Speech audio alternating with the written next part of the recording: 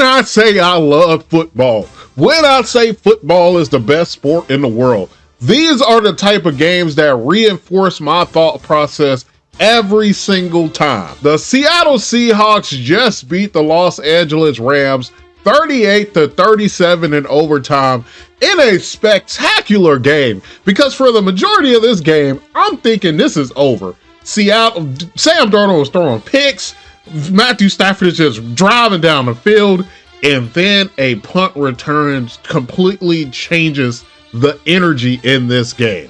These are two teams that I am very high on. They faced off in November, and the Rams won that game, I think 19-21, something like that. I think they only won by like 2 or 3 points. So they're facing off again for the final time. So many implications in this game, right?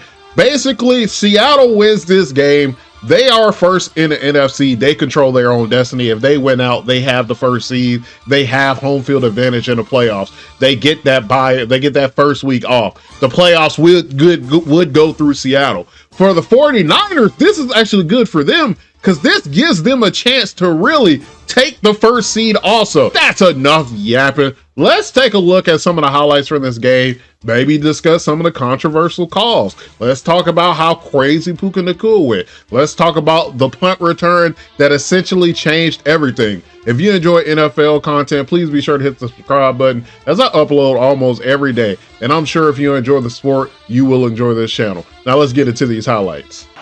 This play, they go for it on 4th down. It's 4th and inches. They don't get it. I will say, I really like how aggressive Sean McVay was in this game. He was going for it on 4th down. A lot of times you can see he was really considerate. I like aggressive play like this within means, right? You know the implications of this game. You know how big of a win this would be for your team. Because essentially you lose this game, now the entire landscape is kind of shaky, because now you leave to Seattle to control their destiny, right? The 49ers went out. They are first in the NFC. Their last game, I believe, is against Seattle. So all they need to do is win out. So now as the Rams, you're like, oh man, I went from being the first in the NFC to was looking a little bit shaky. But I liked how aggressive he was in this game, because he knew how important it was for them to win. This play happened, and I was like, oh man. Seattle did not come to play. Kenneth Walker had an incredible game. He had this big play, and then he had like great rushes at the right time. He gets inside the 10 here. He's happy. He's celebrating. I'm getting pumped. I'm like, this Thursday night or Sunday night. Because you know these Thursday night games be like Anthony. It's Charbonnet. One of the most underrated 1-2 punches in the NFL. Charbonnet and Kenneth Walker. Two great backs. Underrated duo running back tandems. I love this play right here, right? Seattle is going to dial up a lot of pressure, and I think they have one of the most underrated defensive lines in the league. Big Cat Williams is incredible, and I feel like he doesn't get enough credit because he's always getting pressure, right? He might not always get there, but he is literally always getting pressure. If you watch this defensive line, always watch number 98. He is all, and that's not to say nobody else is doing it, because they're all great, but he is literally always getting pressure. And I feel like not enough people are talking about him, because I think, people just don't be talking enough about defense. But credit to the offensive line on this play, because they hold up extremely well. They bring a lot of people here, and Matthew Stafford is able to get the ball off to Puka, and Puka just makes an incredible catch here. As you can see, a lot of pressure coming through. Boom. And Puka makes a nice catch, bro. Nice catch. It's another drive. These first two drives for the Rams, I think really hurt him. 3rd and 2. He throws the ball here. He just threw it low. I don't think he was going to get it anyway. But here we go. Another field goal. That's 2 drives ended in field goals. Once again, 3 will get you beat. And I think that was the drive where, I don't know, I think it was that drive where they had a call, and it was ineligible man downfield. And I really don't get that call, because if you actually watch that play, they call it on the line. First of all, ineligible man downfield on the 1 yard line is insane. That was crazy work, right?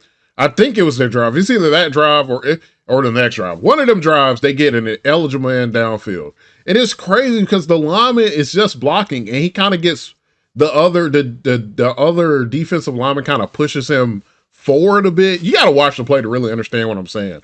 And it was a touchdown, but I was like, I don't think that's an eligible man downfield. That's a really weird call. Hopefully they show it in these highlights, but if not, yeah, go back and watch that play because I was like, what the hell? Bro, this play is crazy because it's 3rd and 16. I'm like, why are they running the ball? And the crowd boos this play call. I'm like, why are they running? And then Kenneth Walker was like, shut up. Let me show your ashy self while we running the ball. And he proceeds to get 17 yards. Look at this is just incredible running. This is all hard. This is all him. He was going crazy today. And Kenneth Walker again with his amazing vision. Look at this. Boom. Hit that hole, cuts back in, and he just outspeeds everybody. He had some great runs today. He was catching the ball. He was running the ball. He was doing literally everything you could have asked him to do, bro. He was playing so good today. They're going back and forth. It's 13-14. I'm tired, but I'm staying away. And then Matthew Stafford, wide open. What happened there? What happened there? And then here we go again. Boop. Flea flicker. And then they do this. Oh, yeah, the screenplay. Great blocking on the screenplay. And then disaster strikes for Sam Darnold. A lot of people were giving Sam Darnold a lot of flack for this play. And he does get a portion of this blame. But I think it's more so the defender just made a great play. Because the defender is watching Cooper Kupp. And Cooper Kupp comes across the field. But what the defender does is he recognizes that Sam Darnold is not throwing at the Kupp. And he stops, right? He plants his feet and he stops. And he catches this interception. So I'm going to play through. Look, you see he's right there. He's supposed to, his assignment is Kupp. But he realizes this ball is coming right here. He plants his feet and he catches that interception. That is just a great play by the defender. And then Sam Darnold has Cooper Kupp here. And he just misses the throw. And I'm like, man, come on, Sam Darnold. Beat these allegations, Sam Darnold. I know how good you are. People on the internet, every time you mess up, they be like, oh, here goes Sam Darnold turning into his old self. I'd be like, no, Sam Darnold is he's good at football, okay? He is. So I need you to lock in.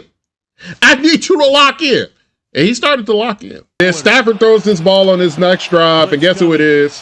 Puka. I'm always open. Nakua. Once again, sprinting down the field. Bro, he had a great game, bro. Once again, Puka. I'm open. Nakua. Once again, and there we go. And guess who caps off the drive once again? And I'm like, bro, it's 30-14. And I'm like, it's the fourth quarter. It's 30-14. I'm like, man, this game is looking like it's over. Once again, here we go. Boom. You're like, hold on. Dot. Hold on, he's dotting them up. He start dotting them up. And I'm like, okay. And then this play happens, bro. And I'm like, Sam, please, bro. Please. There we go. Dot to the defensive lineman. And I'm like, oh, man. To the big man. And at this point, I'm like, man.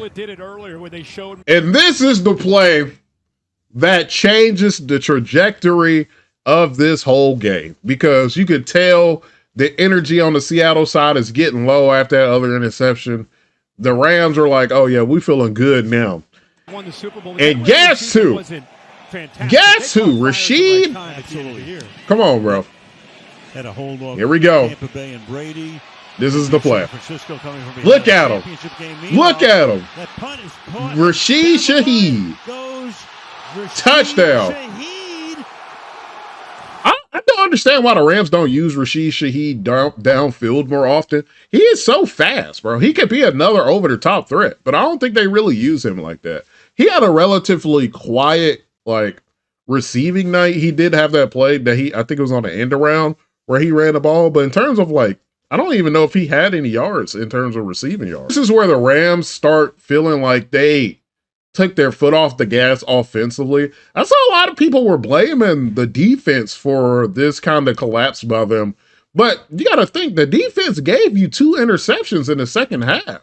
So it's like they were giving you a lot, right? The defense gave you a lot.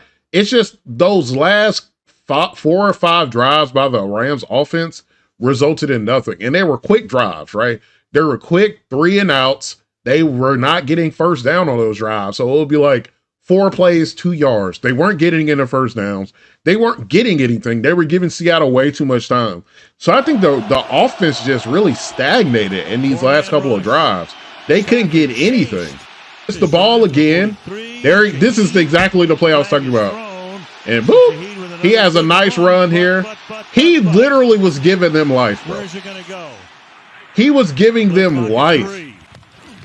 To me, he might be the player of the game in my eyes. And then wide open. Great throw, great route by Barner. This is the play that a lot of people are talking about. And quite frankly, I'm confused by it too. I really don't understand the call here, but they go for a 2-point conversion, right? And it's batted, and they call the ball dead, right? So from what I'm understanding with this play, to think about it more, I think they called this, it was a backwards pass. So it was a backwards pass that was technically a fumble.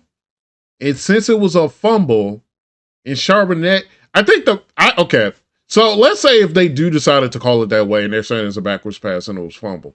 The problem really to me lies that they blew the call dead, right? So the other players are like, okay, this isn't a live ball, so you blew the call dead. So I think that's where a lot of problem is going to lie with this play. So that's, like, I get where the refs are coming from now with it. Not that I look at it more because it is a backwards pass, but people are going to have a problem with them blowing it dead. So Stafford, nice play. Here he is. Puka, I'm always open to Kua again. This is the story for the Rams, bro, in this fourth quarter. They can't convert. They get a field goal opportunity here, and they miss the field goal. And it's like, yeah, there it is, 30-30. No good. Now you get the Seahawks with great field position. The ball back. They don't really do much with it. The Rams end up getting the ball back. Here we go. Once again, guess who? Puka. I'm always open. Nakua again. And I'm like, okay. The Rams are driving down the field. They get a first down. I'm like, okay, they got some time. 3rd and 10. What happens? Stafford fires. Nope. And they end up going to overtime from this. Overtime. Matthew Stafford to guess who? Puka. I'm always open. Nakua.